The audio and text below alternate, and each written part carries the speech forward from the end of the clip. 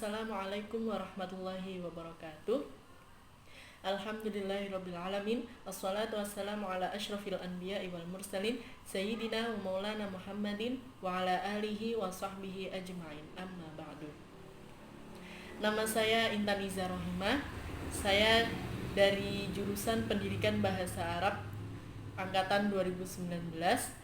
Di sini saya akan sedikit menjelaskan mengenai perjalanan Sunan Gunung Jati guna memenuhi tugas sejarah peradaban Islam yang diampu oleh Ustadz Hashim Amrullah. Baik, di sini saya menggunakan buku rujukan. Bukunya berjudul Jalan Hidup Sunan Gunung Jati karya Dr. Eman Suryaman. Di sini saya memulai dengan pendahuluan, sedikit menyinggung tentang perjalanan Sunan Gunung Jati, yaitu mengenai masuknya Islam ke Indonesia. Terdapat perbedaan di kalangan sejarawan. Jadi pendapat pertama mengatakan bahwa Islam masuk ke Indonesia pada abad ke-7 Masehi, sedangkan pendapat kedua menyebutkan abad ke-8 Masehi. Perbedaan pendapat ini muncul semata-mata karena perbedaan sudut pandang dan pemahaman tentang Islam. Jadi mengenai masuknya Islam Indonesia itu tidak bisa diputuskan bahwa pada tahun sekian, pada tahun ke-7 atau ke-8, karena pendapat di kalangan sejarawan itu berbeda-beda karena perbedaan sudut pandang dan pemahaman tentang Islam. Nah, lalu nilai-nilai luhur dalam kepemimpinan yang berasal dari peradaban Islam ini dicontohkan oleh raja-raja dari kerajaan Islam di Nusantara dan para wali, khususnya Wali Songo atau Wali Sembilan yang menyebarkan Islam di tanah Jawa. Salah seorang di antara Wali Songo tersebut bahkan berhasil menjadi pemimpin politik dan juga pemimpin spiritual dengan tetap berpegang pada nilai-nilai etika keislaman dan kearifan tradisi lokal. Ia adalah Sunan Gunung Jati yang lahir di Mekah pada tahun 1448 Masehi. Nah, jadi nilai-nilai luhur kepemimpinan ini telah dicerminkan oleh salah satunya oleh Wali Songo, atau dalam bahasa Indonesia biasa kita mengenalnya dengan Wali Sembilan. Nah, salah satu dari Wali Songo tersebut yang menjadi pemimpin dan juga tetap memegang kepemimpinan spiritual, juga nilai-nilai etika keislaman dan kearifan tradisi lokal, ialah Sunan Gunung Jati. Jadi Sunan Gunung Jati ini lahir pada tahun 1448 Masehi. Alasan mengapa Sunan Gunung Jati dijadikan kajian sentral untuk menjawab berbagai permasalahan bangsa adalah corak kepemimpinannya yang sangat unik dan menarik. Jadi di sini kepemimpinan Sunan Gunung Jati itu dikatakan unik dan menarik. Mengapa demikian? Nah, nanti kita bahas di pembahasan selanjutnya. Yang terutama didasarkan pada dua hal, yaitu Nah, di pembahasan yang pertama ini kita akan membahas mengenai profil ketokohan Sunan Gunung Jati. Nah, sejarah hidup dan silsilah keturunan Sunan Gunung Jati. Di sini dijelaskan bahwa Sunan Gunung Jati lahir di Mekah pada tahun 1448 Masehi dengan nama Syarif Hidayat atau Syarif Hidayatullah. Ia lahir di tengah-tengah keluarga yang religius dan terhormat. Dari sisi ayah, ia merupakan keturunan Raja Mesir yang bernama Syarif Abdullah dengan gelar Sultan Mahmud. Sedangkan ibunya yang bernama Nyai Rara Santang juga seorang keturunan darah biru, karena ia adalah putri Prabu Siliwangi, Raja Pajajaran. Nah, sebagaimana kita yang telah singgung di awal tadi mengenai ayah dan ibu Sunan Gunung Jati.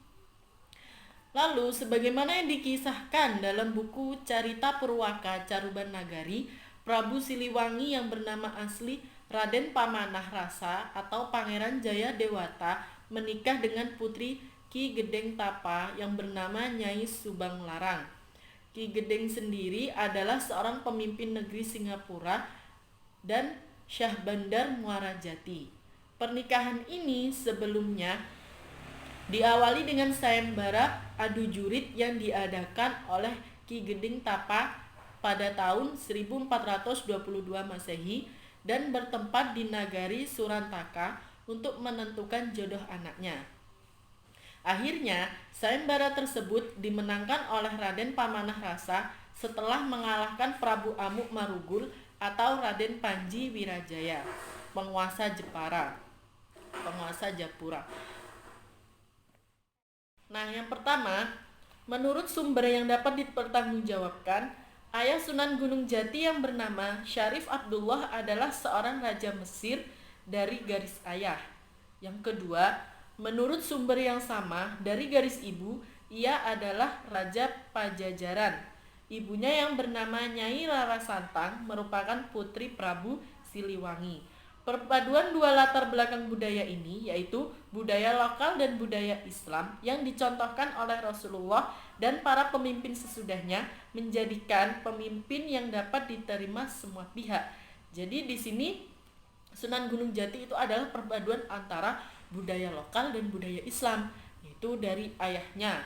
Ayahnya adalah keturunan Raja Mesir dan ibunya adalah keturunan dari Raja Pajajaran yang bernama ibunya bernama Nyai Rara Santang. Jadi di sini sehingga kepemimpinannya Sunan Gunung Jati, apa yang telah diberikan oleh Sunan Gunung Jati itu dapat diterima oleh masyarakat.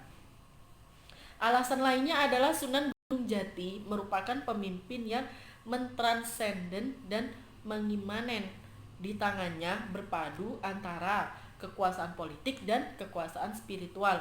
Perpaduan antara dua kekuatan ini membuatnya tidak hanya mampu mengontrol hal-hal yang berkaitan dengan masalah ritual dan upacara-upacara keagamaan, tetapi juga mampu mengontrol bidang sosial kemasyarakatan. Jadi Sunan Gunung Jati tidak hanya mengontrol hal-hal yang berkaitan dengan agama saja, seperti upacara-upacara, ritual-ritual, dan lain sebagainya, tetapi beliau juga mampu mengontrol bidang sosial kemasyarakatan. Selain alasan di atas, dalam sistem kepemimpinan Sunan Gunung Jati ditemukan keteladanan sosok pemimpin yang arif dan bijaksana, dan juga pesan-pesan moral dalam bentuk pepatah dan petitih yang mempunyai kandungan nilai-nilai etis dan moral sangat dalam. Jadi nanti di pembahasan selanjutnya kita akan membahas mengenai pepatah. Apa sih pepatah dan petitih yang telah diciptakan oleh Sunan Gunung Jati?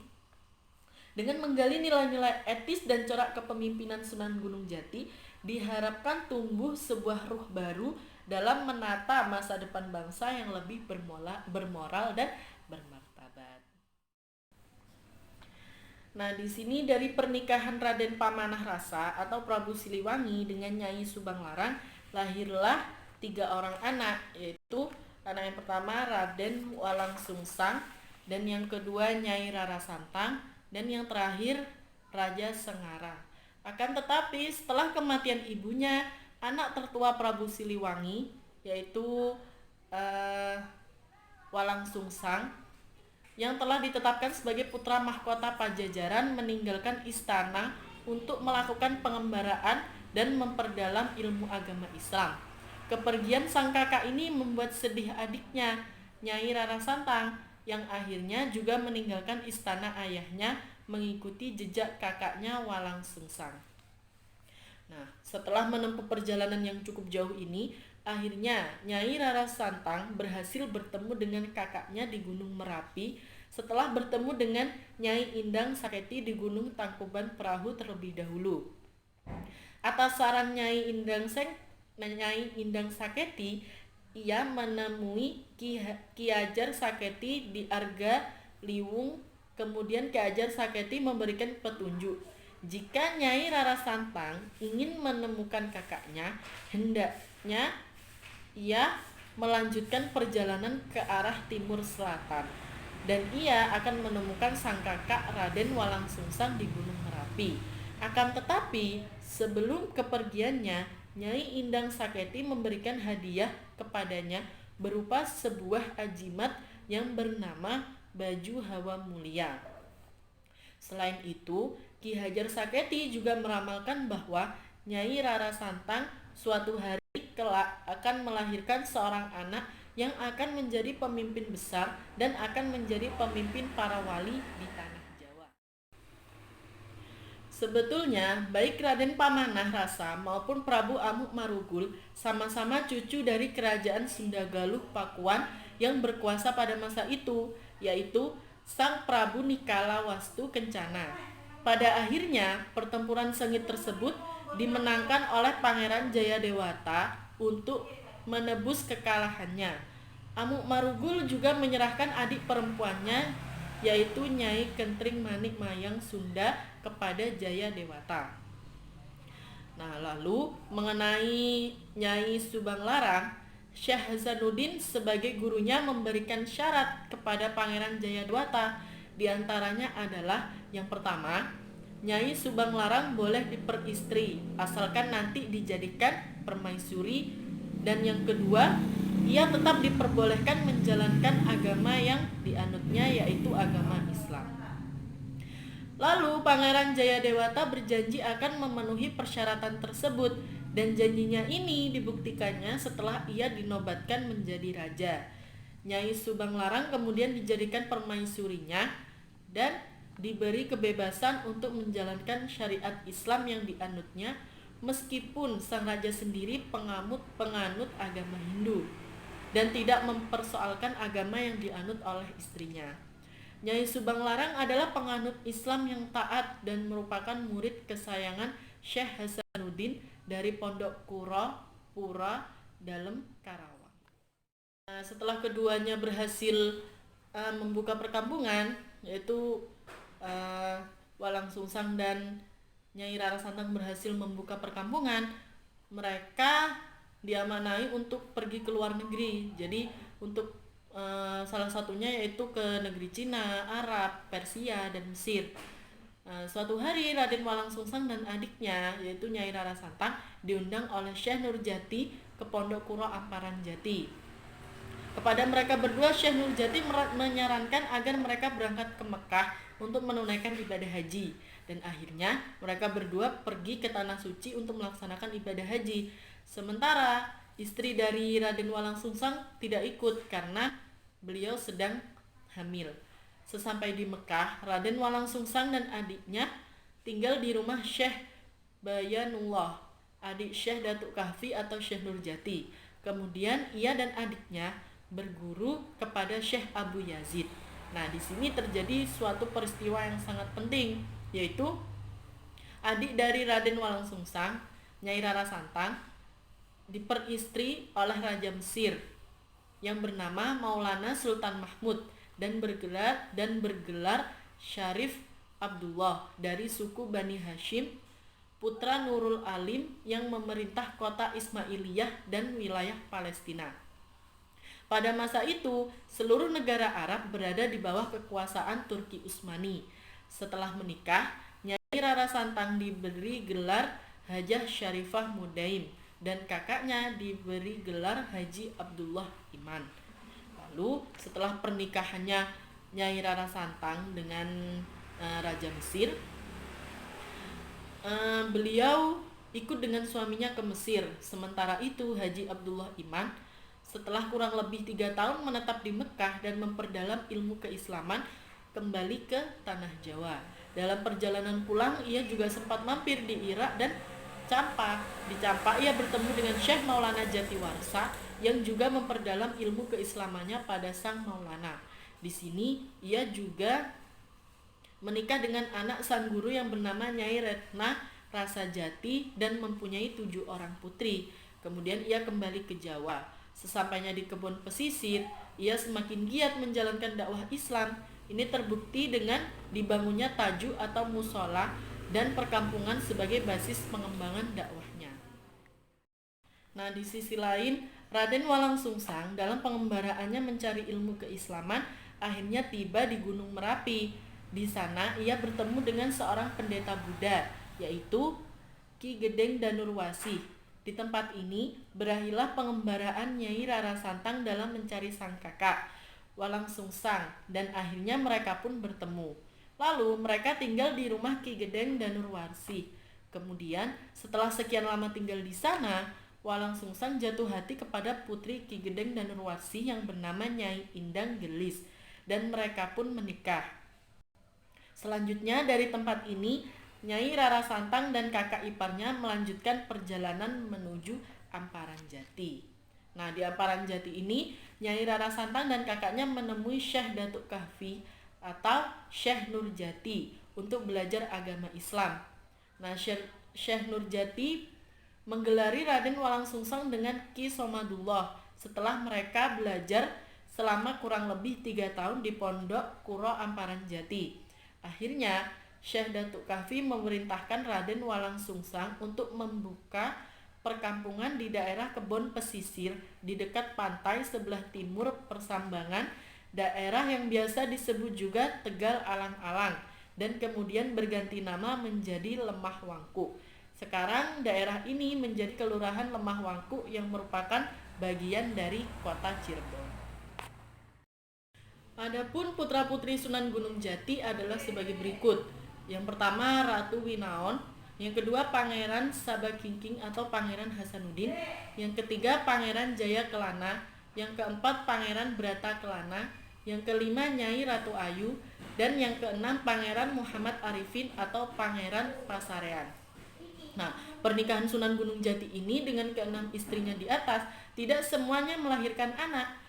Pernikahan dengan istri pertama tidak melahirkan anak karena istrinya itu meninggal dunia sebelum memiliki anak. Dan pernikahan dengan istri kedua tidak diperoleh keterangan tentang jumlah anak yang dilahirnya.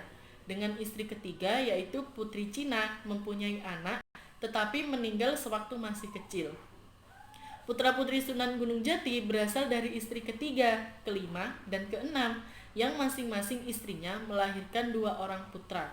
Nyai Kawunganten berputrakan Ratu Winaon dan Pangeran Sabangkingking. Ratu Winaon menikah dengan Pangeran Raja Laut. Sementara itu, Pangeran Sabangkingking menjadi penguasa Banten pada tahun 1552 dengan gelar Sultan Hasanuddin.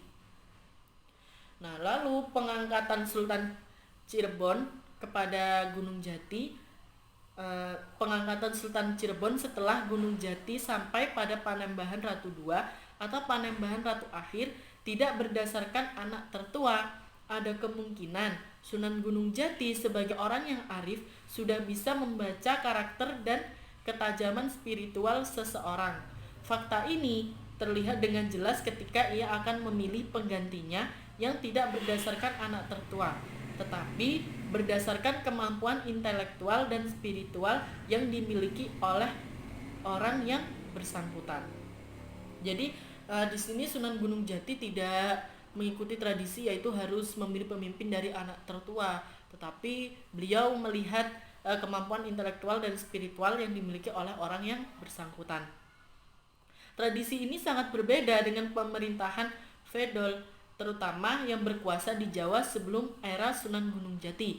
Misalnya, cara yang dilakukan oleh Sunan Gunung Jati dalam suksesi kepemimpinan sebagai sultan sejalan dengan prinsip ajaran Islam, yaitu menyerahkan amanah kepada ahlinya.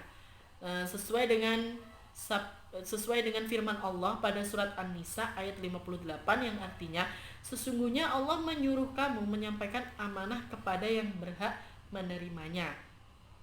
Pengingkaran terhadap ketentuan tersebut akan menimbulkan petaka atau kehancuran. Sementara itu, Nyai Rara Santang yang telah menikah dengan Raja Mesir melahirkan seorang anak laki-laki bernama Syarif Hidayat yang kelak dikenal dengan Sunan Gunung Jati. Nah, ketika Syarif Hidayat menginjak umur 2 tahun, Syarifah Mudaim melahirkan anak kedua yang diberi nama Syarif Nurullah. Tidak lama setelah kelahiran anak kedua, Syarif Abdullah yang bergelar Maulana Sultan Mahmud meninggal dunia, dan untuk sementara waktu pemerintahan diwakilkan kepada Mahapatih Ungkajutra dengan gelar Raja Onkah. Nah, mengenai keterangan-keterangan di atas, di situ telah dijelaskan dan telah terbukti bahwa Sunan Gunung Jati merupakan hasil perpaduan antara dua kebudayaan. Nah, dari sisi ayah ia keturunan Raja Mesir, dan dari sisi ibu ia merupakan keturunan Raja Pajajaran. Nah, lalu tentang keluarga Sunan Gunung Jati, ia diperoleh keterangan bahwa ia mempunyai 6 orang istri dan 7 orang anak.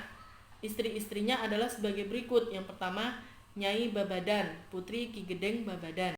Yang kedua, Nyai Pakungwati, yaitu putri Pangeran Cakrabuana. Yang ketiga, Nyai Kawunganten, adik Adipati Banten.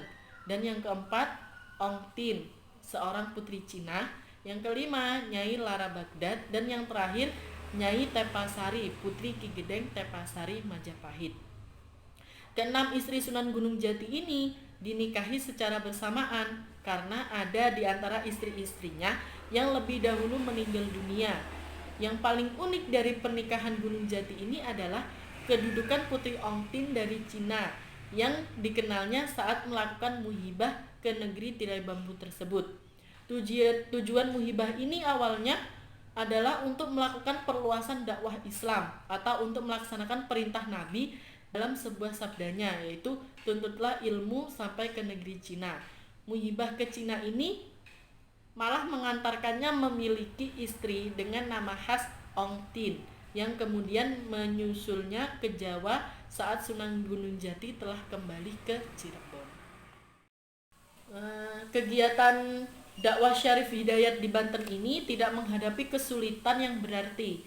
Sebagai seorang guru agama, di samping menguasai ilmu keislaman, Syarif Hidayat juga dibekali dengan berbagai macam pengalaman dan metode yang diperolehnya dari negeri-negeri Islam lainnya.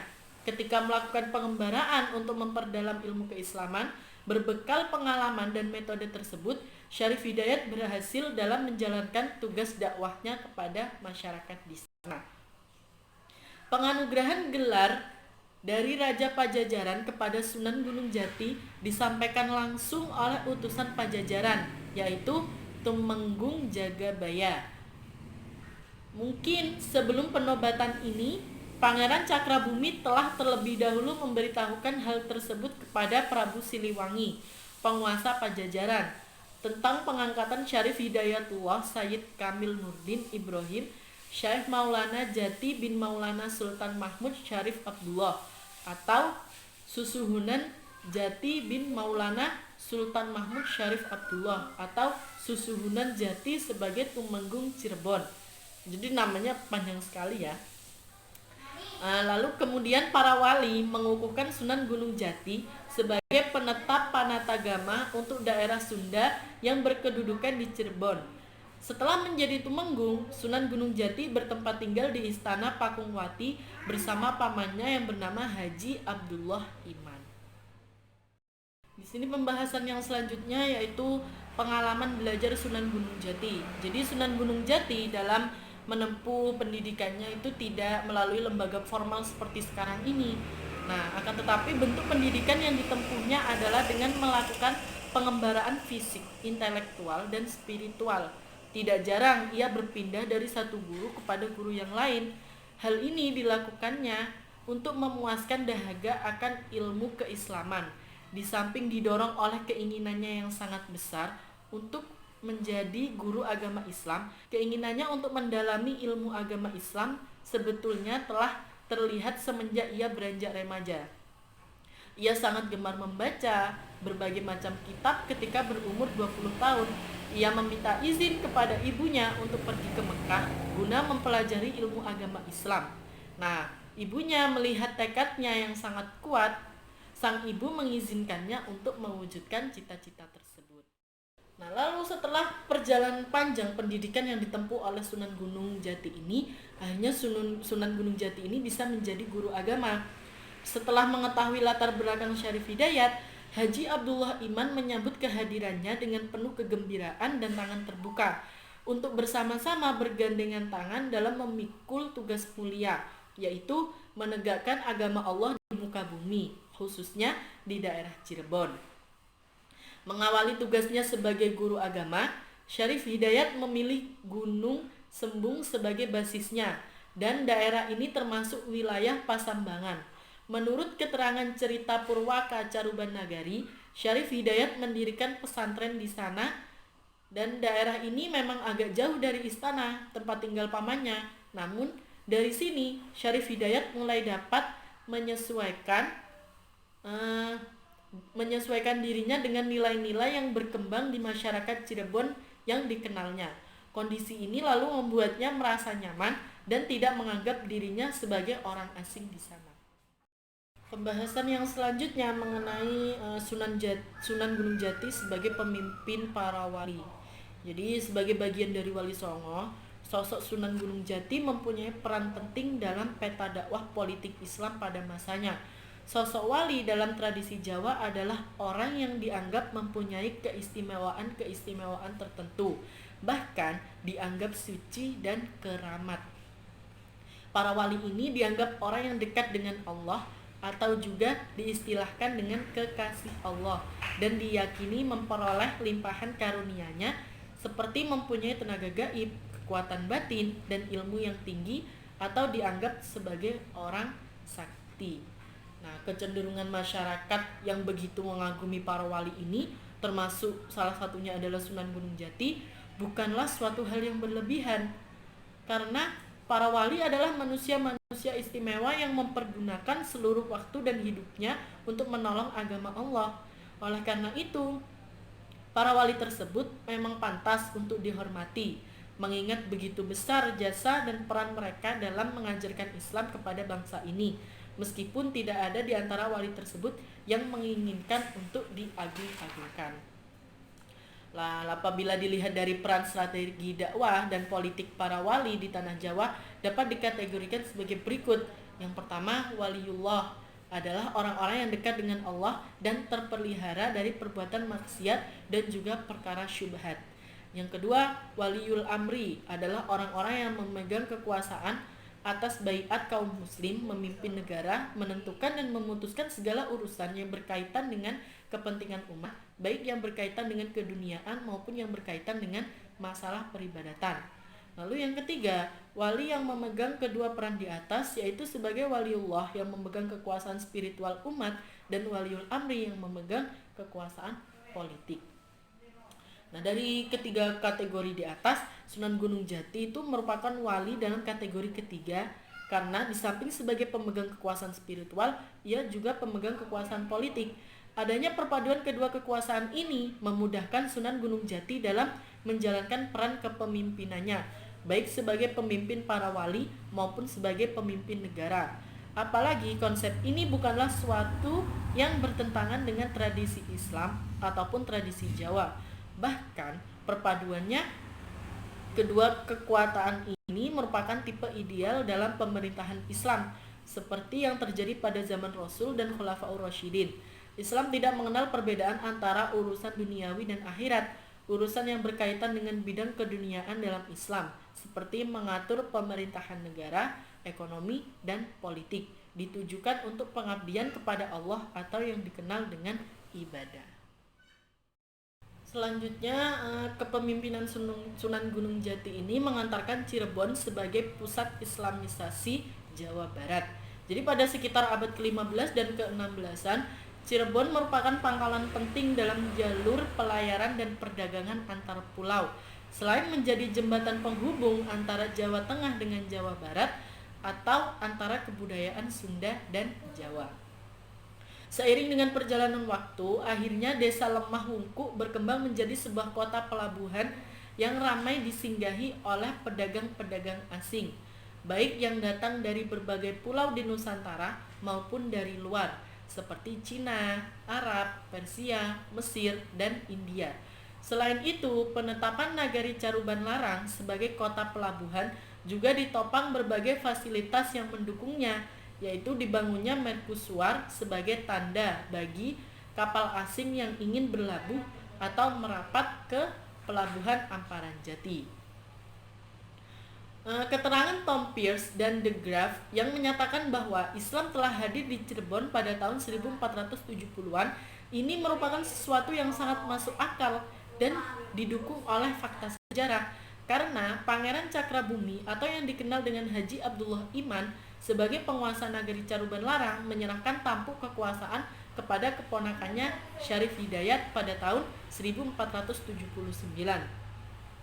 Laporan Tom Pierce juga menyatakan bahwa Cirebon pada waktu itu dikuasai oleh seorang muslim yang bernama Lebe Uca.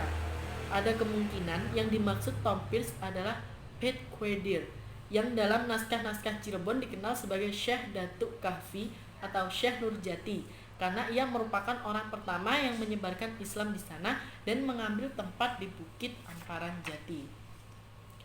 Kemudian ia mendirikan pesantren di sana yang dikenal dengan Pondok Puro Amparan Jati, dan sebagaimana yang dijelaskan sebelumnya, Raden Walang Sungsang dan adiknya adalah murid dari syekh tersebut. Cirebon sebagai pusat penyebaran Islam di Jawa Barat mulai menampakkan eksistensinya ketika Pangeran Cakrabuana atau Raden Walang Sungsang yang kembali dari Mekah bergelar Haji Abdullah Iman memimpin nagari Caruban Larang yang sebelumnya hanya berfungsi sebagai pangraksa bumi. Bahkan sekembalinya dari tanah suci, ia semakin giat mengembangkan dakwah Islam dengan membangun berbagai fasilitas umum seperti perkampungan, pelabuhan, dan jalan raya. Cirebon mencapai puncak kejayaannya sebagai sentral penyebaran Islam di Jawa Barat berawal ketika Pangeran Cakrabuana menyerahkan kekuasaan nagari Caruban kepada keponakannya, yakni Syarif Hidayat. Pengangkatan Syarif Hidayat sebagai penguasa nagari Caruban mendapat restu dan dukungan dari para wali di tanah Jawa, yang ditandai dengan pengukuhannya sebagai penetap panatagama.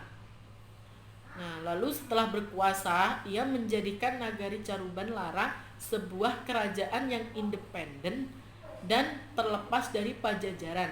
Hal ini dibuktikannya dengan penghentian pengiriman upeti ke pihak Pajajaran. Sementara yang menjadi penguasanya pada waktu itu adalah kakeknya sendiri yang bernama Prabu Siliwangi. Nah, sebagai pusat penyebaran Islam pada masa itu, ada dua corak keislaman yang berkembang di Cirebon, yaitu Sunni dan Syiah. Nuansa Syiah terlihat dari karya-karya seni dan upacara-upacara tradisional keagamaan, meskipun nuansa Sunni tampak lebih kental. Di samping itu, termasuk generasi pertama yang menyebarkan agama Islam di Cirebon adalah pedagang atau musafir, ahli karya, dan seniman yang sebagian dari mereka merupakan murid-murid tarekat. Hal ini terbukti dengan munculnya berbagai macam aliran tarekat di Cirebon, dan salah satunya yang paling menonjol adalah tarekat Syatariyah yang kemudian melahirkan karya sastra dalam bentuk serat suluk yang di dalamnya terkandung ajaran wujudiyah atau martabat 7. Bahkan pengaruh tradisi serat suluk ini tidak hanya tersebar di Cirebon, tetapi juga meluas sampai ke Surakarta, seperti terlihat pada beberapa karya sastra yang ditulis oleh pujangga Keraton Surakarta, antara lain Ronggo Warsito. Nah, kehadiran Islam sebagai kekuatan politik di Cirebon melahirkan sebuah peradaban baru yang tentu merupakan kontribusi dari peradaban Islam itu sendiri. Kondisi ini tampak pada penampakan yang muncul keragaman budaya Cirebon dengan pola kehidupan kota pelabuhan dan nuansa masyarakat yang religius dan egalitarian yang sejalan dengan konsep ummah dalam Islam, serta mengatur kedudukan manusia dengan sang holik seperti terlihat dari pandangan dunia. Masyarakat Cirebon bercorak teosentris atau titik tekan pada ketuhanan. Tuhan menjadi tujuan eskatologis kehidupan di sana. Ini berbeda dengan dunia barat yang mempunyai pandangan dunia antroposentris yang memberi penekanan pada eksistensi manusia, kemudian melahirkan aliran eksistensialisme yang membuang Tuhan dari kehidupan. Peradaban Islam di Cirebon dan Banten setidaknya telah mengubah dua desa nelayan menjadi kota metropolis. Kondisi Cirebon pada waktu itu, seperti dilaporkan oleh pengamat asing, ramai sekali dan bahkan digambarkan lebih ramai daripada Amsterdam. Nah, bisa dilihat gambar di sini tentang mengenai ramainya pelabuhan yang menjadi sentral perdagangan pada waktu itu. Mengenai strategi kepemimpinan Sunan Gunung Jati, yaitu ada strategi politik dan kultural. Nah, ketika Sunan Gunung Jati diangkat menjadi Tumenggung Cirebon, kemudian memproklamasikan Cirebon sebagai kerajaan yang berdaulat lepas dari Pajajaran yang menyadari betul segala kemungkinan dan resiko atas keputusannya, mengantisipasi segala kemungkinan. Nah, langkah awal yang dilakukannya adalah menggalang berbagai kekuatan politik yang ada di sekitar Cirebon dan kerajaan-kerajaan Islam di luar Cirebon. Ada kemungkinan sebelum diangkat menjadi Tumenggung, Sunan Gunung Jati sudah mendapat isyarat dari pamannya bahwa pada suatu saat nanti ia akan menggantikan kedudukannya sebagai Tumenggung Cirebon. Oleh karena itu, Sunan Gunung Jati telah mulai merintis berbagai usaha untuk mengadakan pendekatan kepada tokoh-tokoh masyarakat di sekitar Cirebon, seperti dengan menikahi putri Ki Gede Babadan. Hubungan persaudaraan ini tentunya mempunyai dampak sosial yang besar dan sangat bagus bagi strategi politiknya pada saat ia betul-betul menjadi pemimpin kelak. Selain itu, ketika ia memulai dakwahnya, ia tidak memusatkan kegiatan dakwahnya di pusat pemerintahan, tetapi di daerah pinggiran yang jauh dari pusat pemerintahan. Strategi ini mampu menarik simpati masyarakat, selain juga agar dapat memahami karakter masyarakat sekitar lebih dekat. Keberhasilan ekspansi ke barat tidak terlepas dari bantuan pasukan kerajaan Islam Demak yang dipimpin Fadilah Khan. Setelah Sunda Kelapa jatuh ke tangan Cirebon untuk pembenahan pemerintahan di sana, Sunan Gunung Jati mengangkat Fadilah Khan sebagai adipati. Konsolidasi politik dengan kekuatan perang yang dibangun oleh Sunan Gunung Jati membuat Pajajaran semakin terjepit dengan hanya menguasai daerah pedalaman. Hal itu karena jatuhnya Banten dan Sunda Kelapa ke tangan Cirebon, otomatis Pajajaran tidak memiliki akses untuk membangun kekuatan melalui laut, yang pada waktu itu mempunyai peran strategis dalam membangun sebuah pemerintahan yang kuat.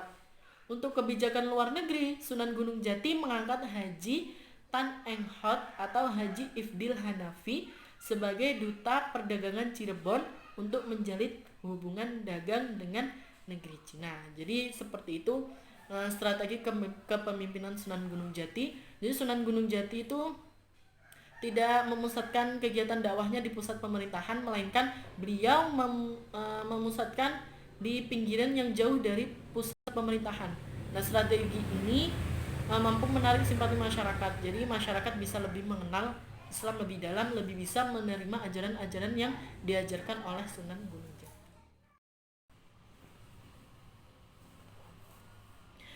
Nah, sementara itu dalam menjalankan peran kewaliannya, Sunan Gunung Jati ini dan para wali lainnya di tanah Jawa pada masa itu memakai beberapa metode pendekatan, antara lain yang pertama metode Mau'izoh Hasanah, yang kedua metode Al-Hikmah, yang ketiga metode Tadarruj atau Tarbiyatul Ummah, yang keempat metode kaderisasi, yang kelima pembagian peta dakwah di antara anggota Dewan Wali, dan yang terakhir metode Syuro atau musyawarah.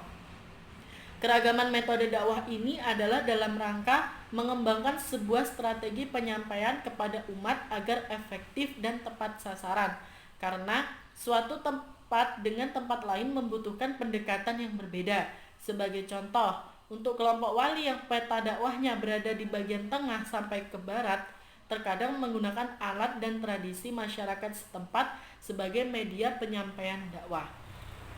Sunan Gunung Jati yang mendapat bagian untuk wilayah Jawa bagian barat memusatkan aktivitasnya di daerah Cirebon. Dijadikannya Cirebon sebagai sentral dakwah bagi Sunan Gunung Jati tidak terlepas dari posisi geopolitik Cirebon sebagai jalur perdagangan rempah-rempah yang berasal dari Indonesia bagian timur. Selain itu, Cirebon merupakan pintu gerbang strategis untuk perdagangan yang mengarah ke Jawa Tengah, Nusantara bagian timur dan barat. Posisi Cirebon yang strategis dari aspek sosial, politik, ekonomi, serta mempunyai nilai geostrategis, politik, dan ekonomi dapat mempercepat proses islamisasi yang dilaksanakan oleh Sunan Gunung Jati. Lalu proses islamisasi yang dijalankan oleh Sunan Gunung Jati dapat berjalan dengan cepat juga karena didukung posisinya sebagai wali kut atau pemimpin para wali. Posisi ini menjadikan Sunan Gunung Jati mempunyai kedudukan yang dihormati di kalangan para wali di tanah Jawa. Apa yang menjadi keputusannya juga diamini oleh para anggota Wali Songo. Dalam menjalankan fungsi ini, Sunan Gunung Jati sangat berhati-hati dalam melihat kesiapan umat untuk menerima ajaran yang disampaikan, karena ajaran yang berkaitan dengan makna esoterik atau makna batin, Islam tidak mungkin disampaikan kepada semua orang. Lalu sistem dan corak kepemimpinan Sunan Gunung Jati. Kepemimpinan Sunan Gunung Jati ini dinilai sangat unik. Mengapa demikian? Karena di tangannya berpadu antara police power dengan spiritual power, sebagaimana yang dilakukan oleh Rasulullah dan para khalifah sesudahnya. Seorang pemimpin negara dalam konteks ini, di samping sebagai pemimpin politik, juga bertugas menjaga tegaknya hukum Allah di muka bumi. Ia juga mempunyai kewenangan untuk mengambil kebijakan dan keputusan hukum yang didasarkan pada hukum Tuhan.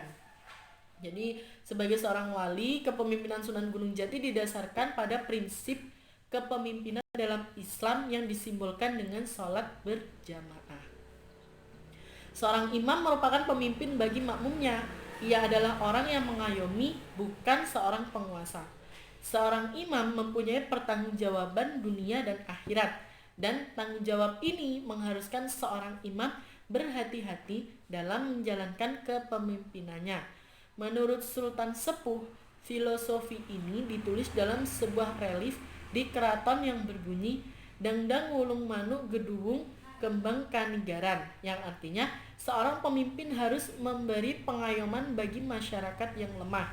Pemimpin harus memberi pengayoman dan ketentraman lahir batin kepada masyarakatnya. Strategi kepemimpinan Sunan Gunung Jati selalu memperhatikan keinginan dan kepentingan rakyatnya. Hal ini sangat berbeda dengan seorang raja atau penguasa yang setiap kata-katanya harus menjadikan keputusan hukum yang tidak bisa ditawar-tawar. Prinsip ini sejalan dengan teori humanis tentang kepemimpinan. Setiap kebijakan dan keputusan hukum yang dikeluarkan selalu berpihak pada kepentingan orang banyak. Selain itu, terdapat hubungan yang harmonis antara pemimpin dan rakyatnya. Jadi Sunan Gunung Jati itu lebih memperhatikan apa yang diinginkan oleh rakyatnya, sehingga hubungan antara pemimpin dan rakyatnya itu menjadi harmonis. Lalu, seorang pemimpin juga harus mampu menjadi ayah yang baik, teman yang baik, dan mampu menghargai prestasi yang diperoleh oleh bawahannya tanpa melihat siapa dan dari mana ia berasal. Nuansa tradisi dalam kepemimpinan Sunan Gunung Jati terlihat dengan jelas dari berbagai pantangan dan wewara. Pantangan yang sampai saat ini masih berlaku di tengah-tengah kehidupan masyarakat Cirebon antara lain adalah tidak boleh keluar rumah di saat petang. Nah, pantangan ini dimaksudkan agar seseorang ingat akan waktu. Adanya berbagai wera, pantangan, dan pamali dalam kehidupan dan juga benda-benda pusaka yang harus dijaga semakin memperkokoh kewibawaan dan kekuasaan seorang raja. Sebagai seorang waliullah, tanpa itu semua, Sunan Gunung Jati tetap seorang pemimpin yang memiliki muruah atau wibawa. Akan tetapi, seorang pemimpin yang memimpin masyarakat yang masih kental dengan budaya dan tradisi asli, Sunan Gunung Jati berusaha untuk mengikuti irama mereka dengan tetap konsisten dalam menjaga syariat dan hukum Allah. Pola dan gaya di atas memberikan sebuah pemahaman bahwa sistem kepemimpinan Sunan Gunung Jati bersifat monarki konstitusi, karena di atas raja ada penasehat.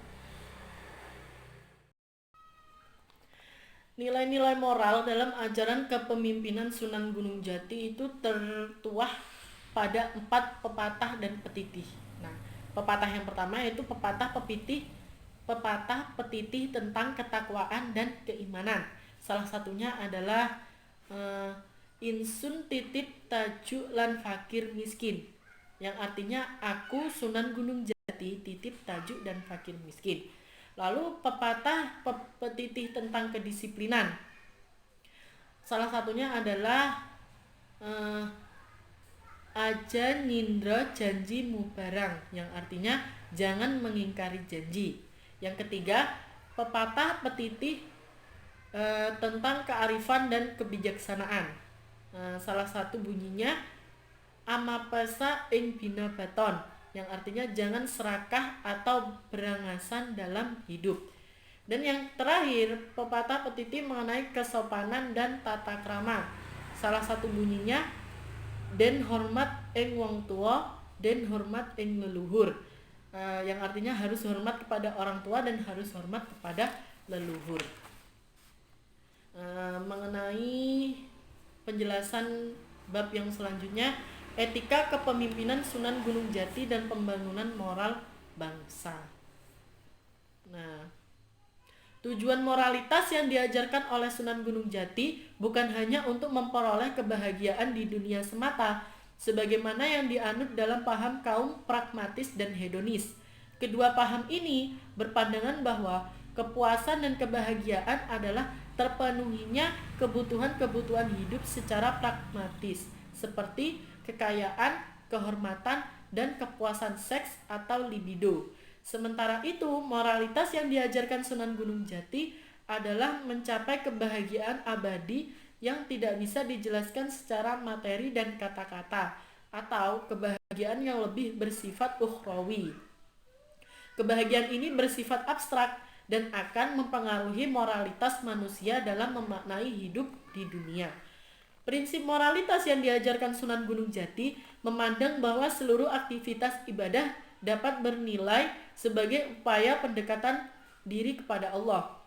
Oleh karena itu, seluruh hidup manusia bisa mempunyai makna transendental yang sehari-hari diungkapkan dengan kata demi ridha Allah. Adanya keinsyafan akan makna hidup yang mentransenden itulah yang membuat manusia berbeda dari jenis hewan lain. Dan disitulah letak harkat kemanusiaan. Ajaran etika kepribadian Sunan Gunung Jati itu, etika kepribadian dalam ajaran Sunan Gunung Jati dibagi menjadi dua, yaitu kepribadian yang berkaitan dengan kedisiplinan dan kepribadian yang berkaitan dengan kearifan dan kebijakan. Ajaran kedisiplinan ini ditekankan oleh Sunan Gunung Jati supaya anak cucu keturunannya dan umat Islam pada umumnya secara turun-temurun konsisten dalam menjalankan amanah sebagai penguasa atau khalifah, tepatnya di bumi, dan dalam menegakkan ajaran Islam seperti yang ia katakan, aja nyindra janjimu barang, jangan mengingkari janji. Seseorang yang sudah masuk Islam pasti mengucapkan syahadat, dan ini berarti ia sudah berjanji untuk konsisten dengan keislamannya dengan didasari iman dan takwa dalam kesehariannya, dan tidak akan pernah mengingkari janjinya. Lalu ajaran etika sosial Sunan Gunung Jati, adapun yang menjadi penekanan bagi ajaran etika sosial adalah persoalan-persoalan yang berkaitan dengan hubungan manusia dengan manusia lainnya dan dengan alam semesta. Etika sosial ini dalam ajaran Sunan Gunung Jati terlihat jelas dalam pepatah dan petitihnya tentang kesopanan dan tata krama. Sebagai seorang waliullah, Sunan Gunung Jati paham betul bahwa setelah mentaati Allah dan Rasulnya adalah menghormati orang tua dengan penuh kasih sayang, karena ridha Allah adalah atas ridha kedua orang tua dan murka Allah juga karena murka kedua orang tua. Lalu yang selanjutnya ajaran kepemimpinan Sunan Gunung Jati dan Pancasila sebagai etika kepemimpinan di Indonesia. Mengingat Pancasila merupakan sebuah pandangan hidup, filsafat dan moral bangsa Indonesia yang bersumber dari mata air Nusantara, ia merupakan nilai-nilai luhur yang digali dari budaya bangsa. Pancasila juga mempunyai pendasaran filosofis yang kuat dari keyakinan dan agama yang dianut oleh masyarakat Indonesia pada masa itu. Terutama ajaran Islam ini terlihat dari kandungan sila-sila tersebut.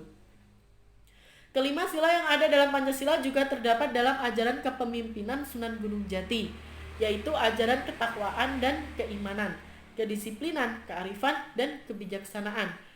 Dan yang keempat adalah ajaran tentang tata krama dan kesopanan.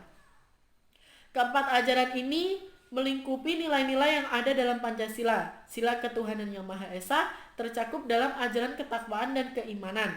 Dan sila kedua, kemanusiaan yang adil dan beradab, tercakup dalam ajaran kesopanan dan tata krama. Lalu sila ketiga, persatuan Indonesia, terangkum dalam ajaran kedisiplinan.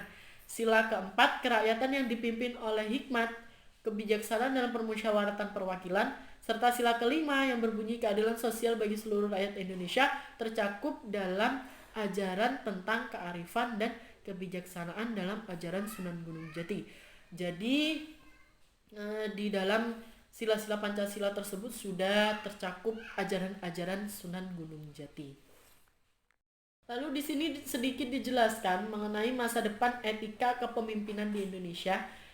Etika merupakan pembimbing moralitas yang mengatur pada penghargaan yang tinggi terhadap kemanusiaan. Etika meletakkan nilai kehidupan dan kesinambungan hidup sebagai bagian dari komitmen eksistensinya.